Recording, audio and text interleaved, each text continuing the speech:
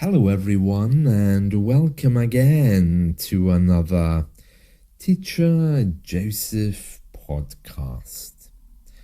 One of the weirdest things about British culture is the way we enjoy our visits to cemeteries. Cemeteries, otherwise known as graveyards, are places where you can find British people relaxing with a cup of tea, perhaps a bottle of Coca-Cola, or with a sandwich. It's a little bit strange. Now, I've lived in many countries across the world, and I have to say that only in Britain are we completely detached from the feelings associated with tombs, graves, and dead people. If you go to a restaurant in the UK, particularly a cafe, you may even find that it was once a church. There are churches around which close and then they're sold to restaurant owners or they become pubs, and you find yourself walking across these tombs without even thinking about it. To avoid any difficulties or problems with this, some restaurants and pubs will lay carpets on the floor so that you won't actually see the names of those who've died. Not to worry though, because these people who've died, usually they've died hundreds of years ago. It's not like they died last week. I'm not sure if that makes it worse or makes it better.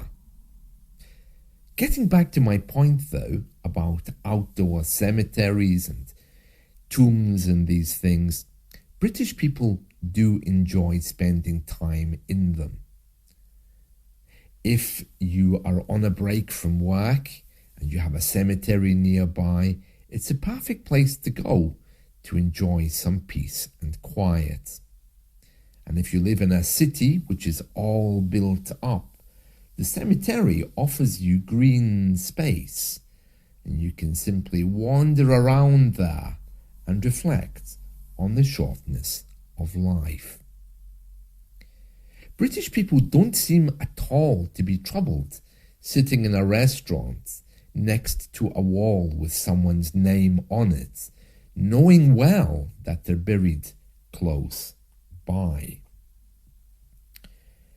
In one of the headline news stories of today, it says, churches ask volunteers to look out for life in the graveyard.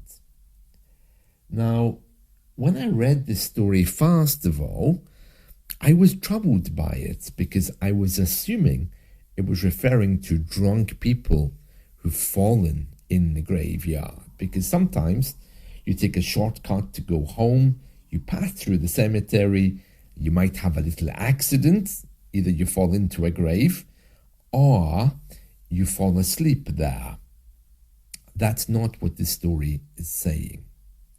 Let me read it for you. So, the still calm of a graveyard invites visitors to think about the dead, but now the Church of England is asking people across the country to spend a little bit more time there looking for lichens. Now, lichen looks like a kind of a moss. It grows up and over tombstones. It kind of looks like a fungi or some kind of algae, like a bacteria of some kind. According to surveys by the church, many places, the churches themselves, and graveyards have well over 100 species of lichen on their tombstones or on their buildings. The church is asking people to visit their local cemetery in June and record which species they find and send in the results. Well, that's a really nice idea, but I wouldn't know the difference between a bit of moss, a bit of fungi, algae, or lichen. It's not the kind of thing you would generally know. It says here, the various rocks and building materials in churchyards and cemeteries provide good habitat for many species of lichen. Because graves and stonework in the graveyards are left untouched for many years, the lichen can grow in peace. I didn't even know how to say lichen. I thought it was lichen. It says the slow aging of the gravestones and the differing ages of the stonework. The surface varies from rough to smooth, shaded to exposed, damp to dry, and horizontal to vertical. All of these provide different niches for lichen. Oh, really? Okay. It says here, some grow very slowly, sometimes less than 0.5 millimeter per year. It's really nice that the church are asking people to do this, but I wouldn't have thought they'll get many replies, simply because we don't know what lichen is. Very interesting, isn't it? Very interesting. Lichen. Yeah, I must admit, I was walking around the cemetery a few months ago, and I was very interested to see the graves of my ancestors. Most of them don't actually have headstones because in the 19th century, many religious people, they didn't want headstones. They didn't want memorials built up around them because they felt that somehow would be idolatrous or not in keeping with their religious ideas. Also, many of my family were very, very poor. I heard a story about my great-great-grandparents didn't even have shoes. They used to walk around the town with their bare feet. So when it comes to headstones, unless you know where the grave is, you wouldn't be able to pay your respects by laying flowers. And then I also noticed that one of, I think my great-great-grandmother had a headstone which had fallen over, and I can't fix it because, well, first of all, I'm not in good shape, so I couldn't lift a headstone and put it back up, and I think it needs some kind of repair. Because I don't own the grave, it's probably owned by somebody in the family, I don't know who. I'm not sure they would allow me to repair it anyway. I can't just go down there and fix it. It's not mine, because in the UK, graves are all owned, and then the ownership passes back to the government when the lease expires after, I think it's 150 years, something like that. I don't know.